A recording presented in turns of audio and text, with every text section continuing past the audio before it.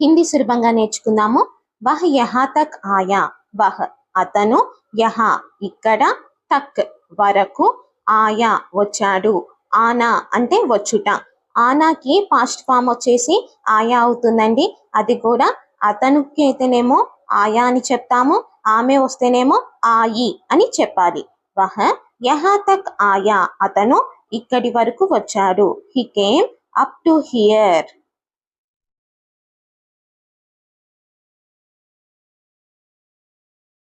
आज मुझे बहुत काम है.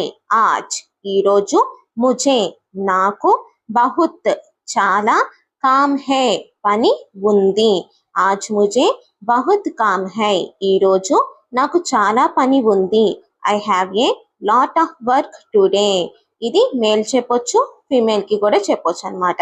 ఇలాంటి మరిన్ని వీడియోస్ కోసం ప్లీజ్ నా ఛానల్ ని సబ్స్క్రైబ్ చేసుకోండి.